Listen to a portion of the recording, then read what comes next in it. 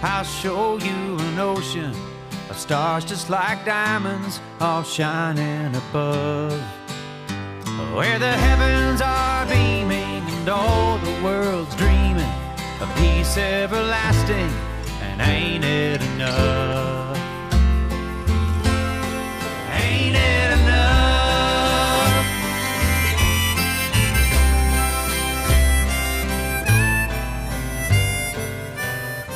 Dearly beloved, we have gathered here on this gorgeous afternoon, more gorgeous than we expected, to witness and celebrate the wedding pledge of love and devotion between Andy and Ginger. In the quiet and the beauty of this moment, we give thanks for all of the rich life experiences that have brought these two to this moment in their lives. We are especially grateful for the values that have formed and shaped them from all of those who have loved them and nurtured them. That's you. Pointed them along life's way. Each one of you has been invited here because your particular influence has mattered to them in their lives. Ginger and Andy want to acknowledge and thank you, family and friends, for all of your contributions to the people that they are right now on this day. We are grateful that within Andy and Ginger's hearts there is great love, and that they have resources to use that love in creating a home and a new, expanded and enduring life as a family together. It was a common sense of values, things held dear to both of them, that drew Ginger and Andy to each other.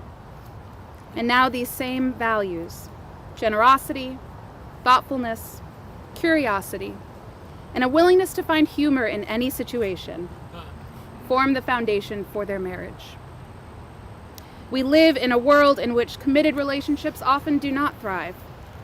And so it takes a special kind of courage for two people to pledge this kind of devotion to each other. In the presence of such commitment, I welcome you to participate in an age-old and familiar ceremony, made new and fresh by the qualities that Andy and Ginger bring to it. As they make their promises to each other, our prayer is that they may make them with deep sincerity and mindfulness. May this day be only the beginning of a relationship that has already grown and will continue to grow and mature with each day and each year, until the latter days become even more wonderful than the first. There's a brief reflection I want to share with you from the writer Cindy Brandt. Cindy and her husband, many years into their marriage, wanted to celebrate a kind of unremarkable anniversary. I think it was their 13th anniversary, maybe unlucky number 13. And when they planned this special night out, it seemed like suddenly everything was going wrong. In all of those small, little inconvenient ways that things sometimes just don't work out in our lives. The movie that they wanted to see was sold out. The childcare plans for their 7-year-old fell through at the very last minute, and they had to scramble to get another sitter. Perhaps most importantly, Cindy had caught the flu at work, and over the preceding days, the flu had morphed into a compromised immune system, which then morphed into a double eye infection that left her feeling covered in goopy ointment, perhaps a little less beautiful than she hoped for their romantic evening together.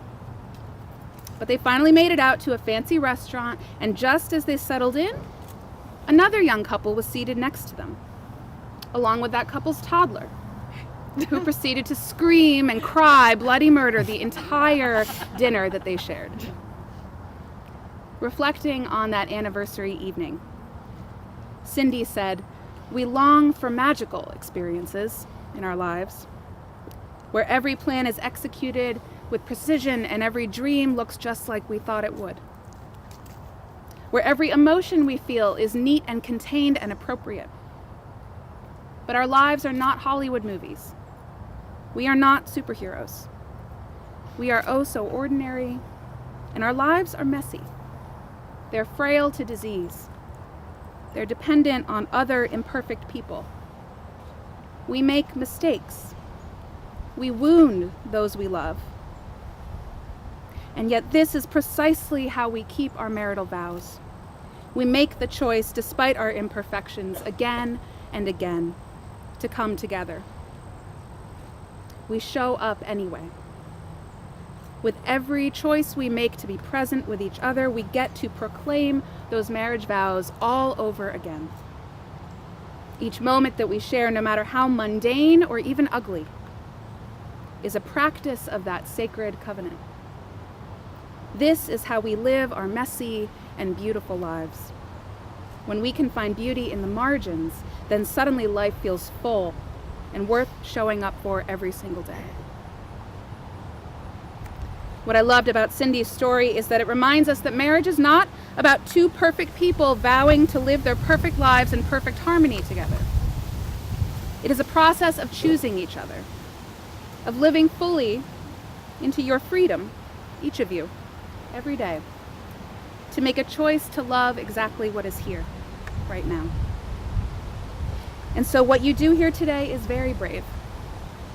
You enter into a promise not to do everything right or to live happily ever after, forever and ever, amen, but to meet one another every morning and every evening with honesty, with vulnerability, with respect and tenderness and love. This path does not promise you simplicity, but it does promise you growth. And I hope that you grow ever more together into these ways of love to which you commit yourselves today. And that you discover that these ways of love have gifts in store for you far beyond any perfection that you might imagine in your head. I'd now like to invite Ginger's brother-in-law, Adam, to come forward for our first reading, a love letter from Johnny Cash to his wife, June Carter Cash. June 23rd, 1994. Happy birthday, Princess. We get old and get used to each other. We think alike. We read each other's minds. We know what the other wants without asking. Sometimes we irritate each other a little bit, maybe sometimes take each other for granted. But once in a while, like today, I meditate on it and realize how lucky I am to share my life with the greatest woman I ever met. You still fascinate and inspire me. You influence me for the better. You're the object of my desire, the number one earthly reason for my existence. I love you very much. Happy birthday, Princess. Andy, John.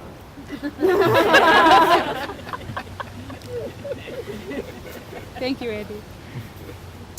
And now I will ask both of you to share with all gathered your intent here today. Andy, do you choose Ginger to be your wife? Will you share life openly with her? Speak the truth to her in love. Honor and tenderly care for her. Cherish and encourage her through all the changes of your life together, so long as you are able. I do. And Ginger, do you choose Andy to be your husband? Will you share life openly with him? Speak the truth to him in love. Honor and tenderly care for him. Cherish and encourage him through all the changes of your life together, so long as you are able. I do. I'd like to invite Ginger's brother, Eddie, now to come forward to share our second reading from the scientist Albert Einstein.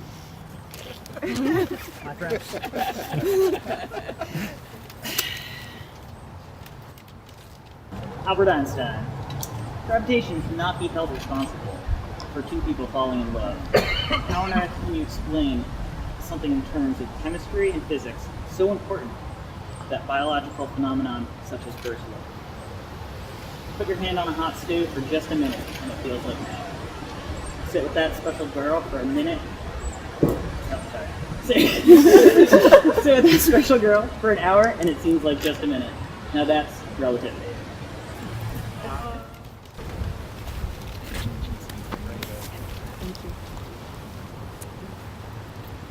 Andy and Ginger, I invite you to take each other's hands as you share your promises to each other and take the vows that will bind you together in marriage. Ginger, repeat after me. Andy. Andy, I am excited to continue our adventure.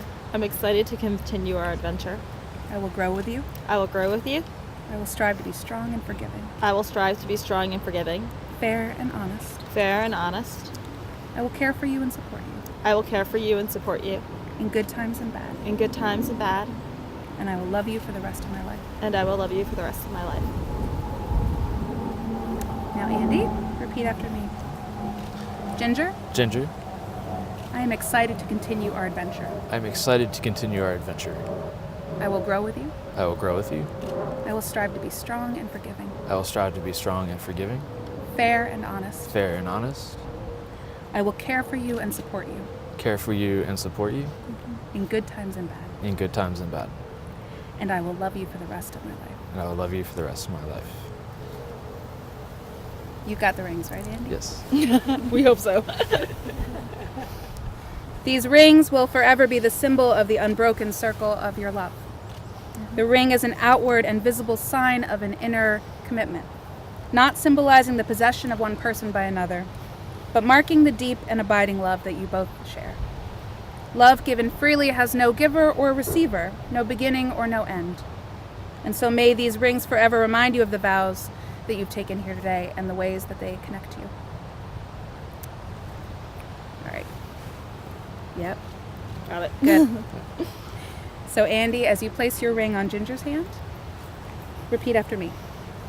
With this ring, With this ring, I pledge my love to you. I pledge my love to you. And Ginger, as you place your ring on Andy's hand, repeat after me. With this ring, With this ring, I pledge my love to I you. pledge my love to you. Other way. And I'd like to invite Ginger's cousin Eve to come forward now to offer our final reading from the Chinese folk Yue Fu poetry tradition. I want to be your friend forever and ever. When the hills are all flat and the rivers are all dry, when the trees blossom in the winter and the snows fall in summer, when heaven and earth mix, not till then will I part from you.